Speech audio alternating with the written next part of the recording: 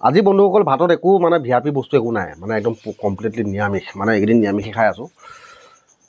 শ্ৰীৰাম ৰাম ৰাম ৰাম কেইটামানে ক'ব এতিয়া মানে কি হ'ল দুখীয়া হৈ গৈছে নেকি নহয়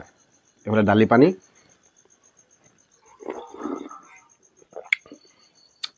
এইফালে আলু পিটিকা এলডা আৰু এইফালে আছে বুট